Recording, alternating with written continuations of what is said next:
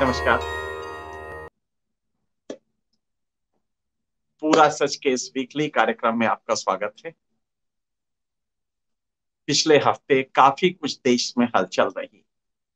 बहुत लंबे वक्त बाद पूरे देश में ऐसी अशांति देखने को मिली। बहुत दिन बाद, कई वर्षों बाद पूरे देश में थी। इसका मैग्नीट्यूड बहुत अलग था।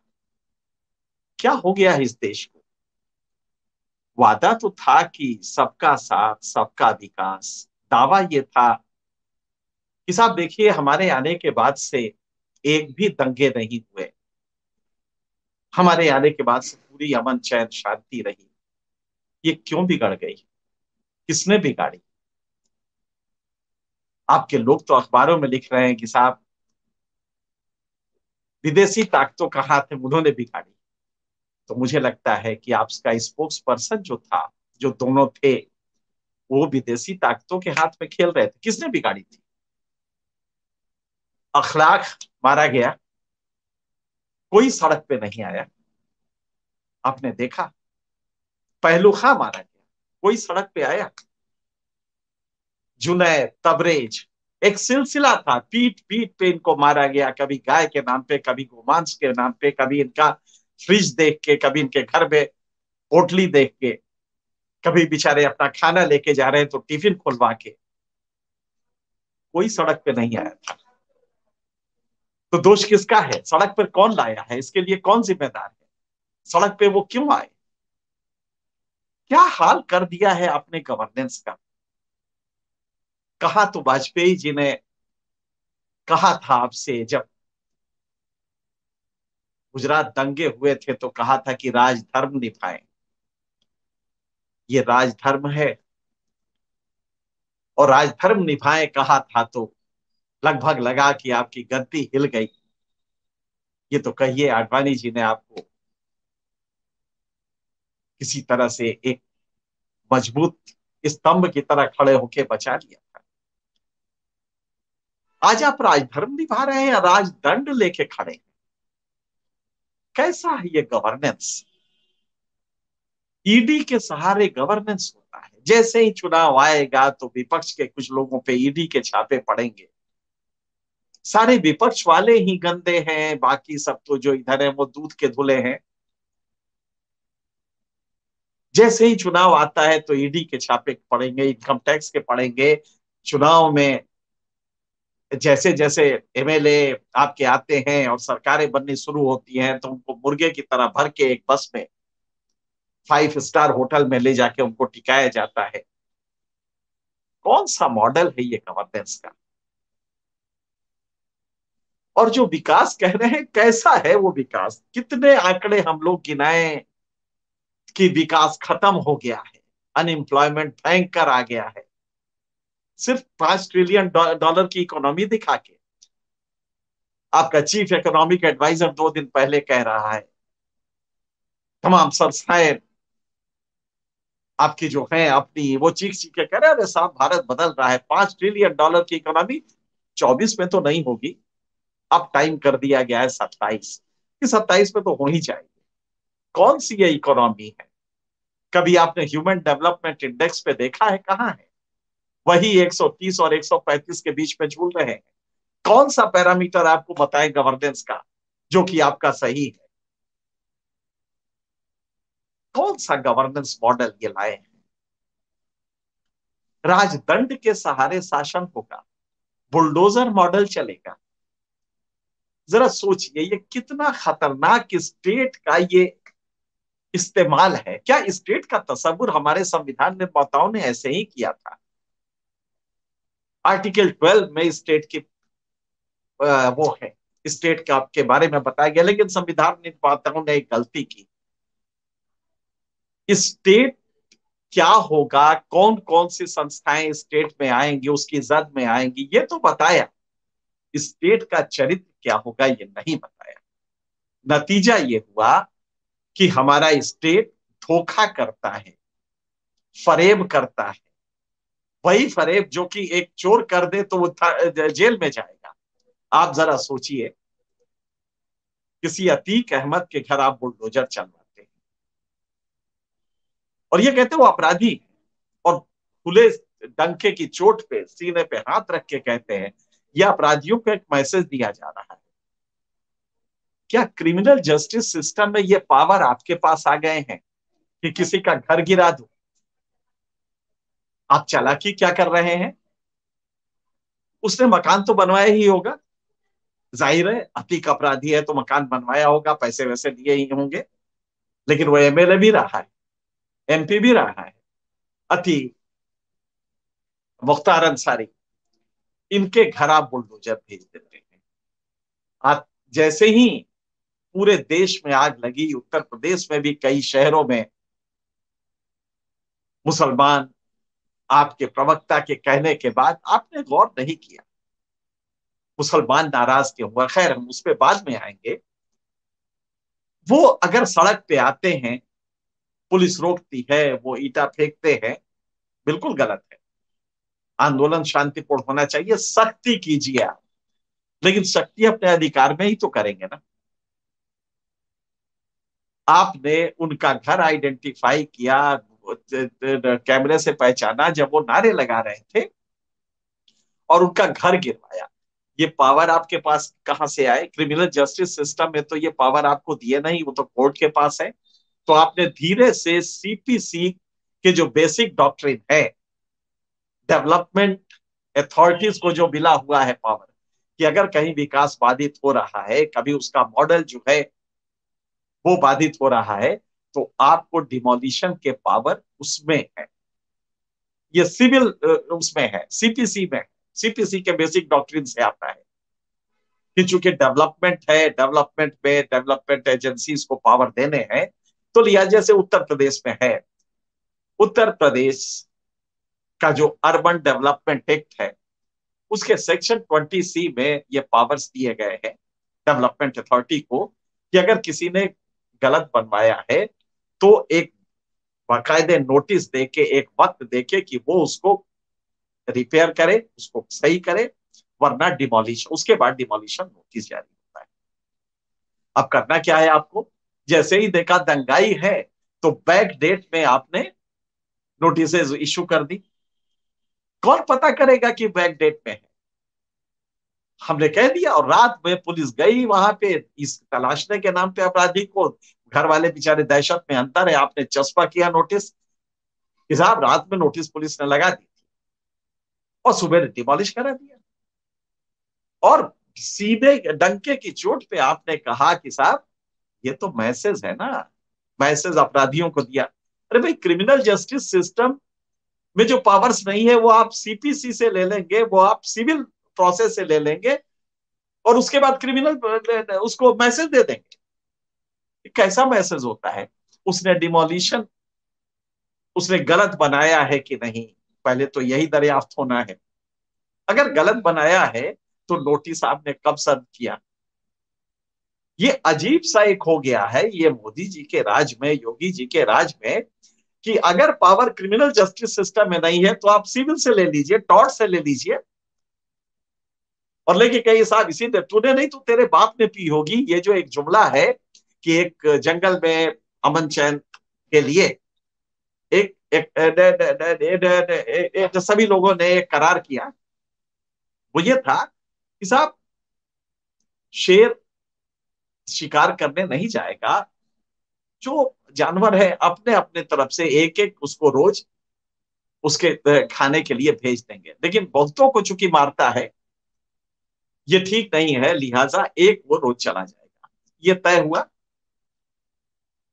अब एक दिन शेर, और इसी समझ के साथ एक मेमना पानी पीने एक झरने में गया, उधर से ऊपर से शेर ने दहाड़ लगाई, क्यों बे तू यहां कैसे आ गया मेमना? तूने पहले तो ये किया, जंगल के राजा हम हैं, तूने पानी जूठा कर दिया, पानी जूठा कर दिया, लिहाजा तुम्हें मार के खा जाएंगे। तो मेमने ने हाथ जोड़ के कहा, हुजूर पानी तो ऊपर से नीचे आ रहा है, अगर जूठा किया होगा तो आपने किया होगा, मैं कैसे ऊपर से नीचे, तो पानी नीचे से ऊपर तो जाता नहीं है, तो मैं कैसे जूठा कर सकता हूं? तो शेर ने कहा तूने नहीं तो तेरे बाप ने किया होगा, और ये कह के मार के खा गया। तो इस समय यही चल रहा है। कि बहुत आराम से आप सिविल के जो पावर्स हैं आपके, डेवलपमेंट अथॉरिटीज के जो पावर्स है, और डेवलपमेंट अथॉरिटी आर्टिकल 12 के तहत स्टेट है, तो स्टेट का ये रूल कि अगर क्रिमिनल साइड में हमें नहीं पावर है तो कोई बात नहीं, हम आपका घर ढहवा देते हैं और पूरे इलाके में दहशत फैलेगी, और एक पर्टिकुलर कम्युनिटी जब ये कर रही तो ये जाता है। अब हमारी मुश्किल क्या है, ये गवर्नेंस मॉडल जो आया है, दो चीजें हुई है। एक तो जब से मोदी जी आए हैं, इस पार्टी का राजनीतिक कैरेक्टर खत्म हो गया है। इस पार्टी को उन्होंने इस तरह लुम्पेनाइज्ड कर दिया है इन नेताओं ने, जिसमें कि आपको, हमें याद है हमने दशकों तक इस पार्टी को कवर किया है। हम लोग आडवाणी जी के पैर के पास सीखने जाते थे कि पॉलिटिक्स में ये जो नीति बनी है उसका क्या होगा, सोशल स्ट्रेटिफिकेशन के इश्यूज पे पार्टी कैसे करती है, हम लोग सीखने जाते थे उनसे। सब पैर के पास बैठने से मेरी मुराद ये है कि कुर्सी पे ही बैठते थे, लेकिन आडवाणी जी से हम लोग समझते थे।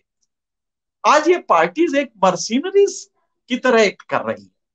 क्या हो गया इस पार्टी के चरित्र को पोस्ट मोदी, पोस्ट 2014? ये क्या बीजेपी एक पॉलिटिकल पार्टी रह गई है जिसमें पूरा एक प्रोसेस ही यही है, अस वर्सेस देम का? कहीं भी दाढ़ी वाला देख लो, पकड़ लो उसको, वंदे मातरम कराओ, ना कर पाए तो मारो, या उसका आधार कार्ड मांगो। अगर आधार कार्ड नहीं है तो इसको ये मान के कि ये है चोरी करने आया, उसको पीट पीट के वहां से भगा दो। रोज की ये घटनाएं हो रही हैं। कौन था वो दोनों जो स्पोक्स पर्सन आपने चुने थे, किस प्रोसेस से उनको गुजारा था, किस मेंटल फैकल्टी के वो थे? आपको यह एहसास नहीं था कि इस रिलीजन का, इस्लाम का कैरेक्टर ही अलग है। इस्लाम और बाकी जो सेमिटिक रिलीजन है, या सभी रिलीजन आप देखेंगे, दोनों उनके कैरेक्टर में अंतर है। हमारे यहाँ 33 करोड़ देवता, देवी देवता है। एक लिबरल प्रोसेस शुरू से रहा है, एक ऐसा प्रोसेस रहा है जिसमें कि हम सॉफिस्ट्री, तर्कशास्त्र के माध्यम से चीजों को तय करते हैं और इवॉल्व करते हैं। ये एक हिंदू धर्म का प्लस पॉइंट है कि वो इवोल्यूशनरी है। उसमें आप चाहें तो राम को भी बुरा भला कह के आप सरवाइव कर सकते हैं। आप कह सकते हैं कि राम का गवर्नेंस बहुत ही खराब था, राम ने किसी एक आदमी के कहने पे बगैर दरियाफ्त किए अपनी बीवी को घर से बाहर कर दिया। आप ये कह सकते हैं, और ये खुलेआम कह सकते हैं, तर्क के रूप में कह सकते हैं, कोई ऐतराज नहीं होता। हिंदू एक लिबरल रिलीजन रहा है, उसमें हमेशा रिफॉर्मिस्ट प्रोसेस इनबिल्ट है, हालांकि इसका नुकसान भी हुआ है। इस्लाम का कैरेक्टर दूसरा है। आपने पहलू खां को मारा, तबरेज को मारा, जुनैद को मारा, अखलाक को मारा, किसी ने कुछ नहीं कहा, कोई सड़क पे नहीं आया। जब सीए करेंगे तो उनको डर लगेगा। तब आपने उनको क्या ब्रांड किया कि साहब ये विदेशी ताकतों के कहने पे फंडिंग लेके और सीए के लिए ये आंदोलन कर रहे हैं, और बहुत कुछ कहा। ये सीए का केस था। अब आपने सीधे जो हमला किया है वो वहां किया है जो उस रिलीजन को बर्दाश्त ही नहीं है, क्योंकि उसके बाद कोई और नहीं हुआ। इस्लाम में जो कुछ भी था मोहम्मद साहब के बाद ठहर गया। कुरान कुरान शरीफ में है या 6 हदीसों में। हदीस भी जो उसके 2-3 साल, 200-300 साल तक जो भी याददाश्त के हिसाब से लिखे गए कि उस समय मोहम्मद साहब ने क्या किया था, प्रॉफिट ने क्या किया था, उसको लेके उसका एक विवरण है। और वो ये माना जाता है कि वो क्रेडिबल सोर्सेस से आया है। आप उसको कितना मानते हैं, किस हदीस को कितना तरजीह देते हैं, ये आपका आपका है, ये उस रिलीजन का प्रॉब्लम। लेकिन रिफॉर्मिस्ट मूवमेंट इस्लाम में नहीं आया, ये बात सच है, उसकी अभी जरूरत है। लेकिन ये सब कहने के बाद किस मेंटल प्रोसेस से वो गुजरा होगा आपका स्पोक्स पर्सन, क्या आपने कभी बताया नहीं कि सड़क पे जो कर रहे हैं वो करना और इस्लाम के प्रॉफिट को कुछ कहना, इन दोनों में अंतर होता है। पूरी दुनिया का इस्लाम जो है वो जग जाएगा, और जग ही नहीं जाएगा, वो उद्वेलित हो जाएगा। ये बात शायद आपको नहीं मालूम थी। आज आपकी जो स्थिति पूरी दुनिया में है, करते रहिए $5 ट्रिलियन इकोनॉमी, कोई सुनने वाला नहीं है। इस समय $5 ट्रिलियन इकोनॉमी, और फिर आपकी इकोनॉमी है क्या वो दुनिया जानती है। गरीबी बढ़ती जा रही, अमीर कुछ बढ़ते जा रहे हैं, इसी को आप $5 ट्रिलियन इकोनॉमी कहते हैं कि 2027 में हो जाएगा। कौन सा कर पार्टी के स्तर पे आपने इसको इतना फॉसिलाइज, इतना जड़वत कर दिया है कि ये लुपेनाइज्ड मशीनरीज इसमें आने लगे हैं। जो आदमी समाजवादी पार्टी का झंडा लगाता था, एक नंबर का लंपट था, वो अब इधर आके झंडा लगा रहा है। आजकल उसके गाड़ियों पे कमल खिलता हुआ दिखाई देता है, और आप सब देख रहे हैं। आपने इसके कैरेक्टर, इसके पूरे पार्टी के कैरेक्टर को बदल दिया है। ये हालत हो गई है कि कोई बीजेपी का है ये कह के चलता है, तो उसमें और समाजवादी पार्टी में, या जो तमाम इस तरह की पार्टीज हैं, लालू की पार्टी है, कोई खास अंतर नहीं लगता, बल्कि ज्यादा ये खराब लगती है। आपने इस तरह का लुपेनाइज वो किया है, पूरा का पूरा स्ट्रक्चर कायम किया है, और ये पिछले 8 सालों में हुआ है। पार्टी के स्तर आप पर आपने लुपेनाइज कर दिया, मर्सिनरेज की पार्टी बना दी है, जो किराए पे ये काम करते हैं। ये स्थिति आपके इस पार्टी की हो गई। इस पार्टी को हम लोग श्रद्धा से देखते हैं कि आइडियोलॉजिकली कमिटेड है। उसी श्रद्धा से हम लोग सीपीएम को भी देखते थे। सीपीएम सीपीआई भी आइडियोलॉजिकली उतना ही कमिटेड थी, सीपीएम खास करके बहुत कमिटेड थी। उनके घर जाइए तो चाय के लिए दूध हम लोग लाते थे, तो उनके घर चाय बनती थी, खुद हम लोग बना के। किसी एमपी के घर जाइए सीपीएम के, तो दूध खत्म हो गया तो कहेगा बाबा दूध तो खत्म हो गया है, तो हम लोग कहते थे कि अच्छा रुकिए हम लाते हैं, तो ड्राइवर को भेजते थे तो दूध लाता था, फिर सब मिलके चाय बना के पीते थे। ये उनका कैरेक्टर होता था। बीजेपी उस समय चाय के तो दिक्कत नहीं होती थी, लेकिन बीजेपी आइडियोलॉजिकली कमिटेड थी, हम मानते थे। लेकिन कौन सी आइडियोलॉजी? ये लुम्पेनाइज्ड आइडियोलॉजी। तो संघ भी परेशान है आपके जिस तरह लुम्पेनाइजेशन कर रहे हैं। शायद संघ भी आपको कुछ दिन में छोड़ देगा, जो स्थिति आपकी बन रही है। इतिहास जब इवेलुएट करेगा, तो न तो आपका गवर्नेंस मॉडल अप्रूव होगा, बल्कि डर लगेगा कि स्टेट का इतना एक्स्ट्रा लीगल फॉर्म पहले कभी नहीं देखा गया था। बहुत से तानाशाह आए होंगे दुनिया में, लेकिन स्टेट का इतना extra legal, extra constitutional process, जिससे कि विरोधियों को दबा, पहले कभी नहीं देखा गया होगा। इमरजेंसी भी ऐसी नहीं थी। इतना जिस तरह से स्टेट का ये कैरेक्टर बना दिया है आपने, राजदंड ही पूरा एक अस्तित्व का कारण बन गया है, राइजन द एक्टर बन गया है। पार्टी की स्थिति वो थी। ये एक राजनीतिक पार्टी होती थी, बहुत ही अच्छी पार्टी, और हमने इसको 2-3 दशक कवर किया है लगातार। इसके दस नस से हम वाकिफ हैं। संविधान के, पार्टी के संविधान के एक एक प्रोविजन से हम वाकिफ हैं। इतना बर्बाद कभी नहीं हुई थी जितना लुम्पेनाइज्ड मर्सिनरी कैरेक्टर की ये पार्टी हो गई है। ये हो क्या गया है? उधर राजधर्म छोड़ दिया, जो वाजपेयी जी ने कहा था, राजदंड ले लिया। पार्टी के कैरेक्टर को आपने लुम्पेनाइज्ड मर्सिनरीज का फॉर्म दे दिया। हिंदुत्व का भी यही लगभग तस्वुर आपका रहा है। किस तरह का ये फॉर्मेशन है, कैसा देश कहाँ जा रहा है? इतिहास बहुत रूथलेस होता है। आज आप लिखवा लीजिए अपने हिसाब से, आपके लोग हैं जो लिखा करेंगे, लेकिन इसका कोई मतलब नहीं होगा। इतिहास रूथलेस होता है। उस समय आपके लोग नहीं होंगे जिनको आपने इसके लिए रखा है, इतिहास लिखने के लिए। ये सब कुछ टेलीवाइज हो रहा है, ये रिकॉर्डेड है, और इस रिकॉर्ड को आप बदल नहीं सकते। आने वाले दिनों में जब एनालिसिस होगी तो चीजें बहुत खराब जाएंगी। इस बात को आप भूले नहीं। इस स्टेट का कैरेक्टर जो आपने बदला है, इस समय जिस तरह का स्टेट ये है, कहा गया हुआ आपका सबका साथ, ये साथ है। आप किसी रिलीजन के प्रॉफिट को कुछ कह के, उसके बाद जब वो आंदोलन करेगा तो उसके घर पे कहेंगे कि साहब इसका तो आईएसआई से फंड आ रहा है, ये कह के आप उसका घर गिरवा देंगे। इतना जुल्म तो नहीं होता है। तो मुझे लगता है कि इतिहास, हर आदमी हमेशा के लिए जिंदा नहीं रहता है। और ये चिंता रहती है कि इतिहास में कैसे लिया जाएगा। आज अपने लोगों से आप इतिहास लिखवा लो, रोज अखबारों में आर्टिकल आ रहे हैं। आज ही एक साहब ने लिखा है कि देखिए साहब, ये किसी के भड़काने पे ये लोग कर रहे हैं। अरे भाई, तुम्हारे आदमी ने, स्पोक्स पर्सन ने भड़काया है। किसने भड़काया? ये तो बेचारे अखलाक के मरने पे भी नहीं भड़के थे।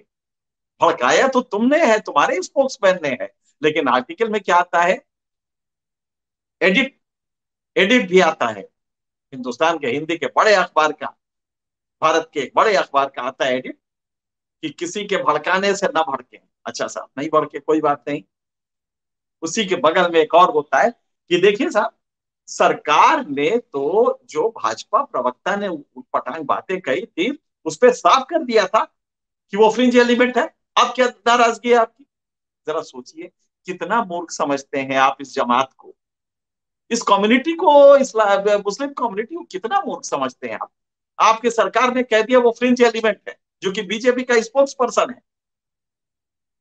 और आर्टिकल में आ रहा है कि बताइए, इसके बाद भी आंदोलन कर रहे हैं, कितने गलत लोग हैं।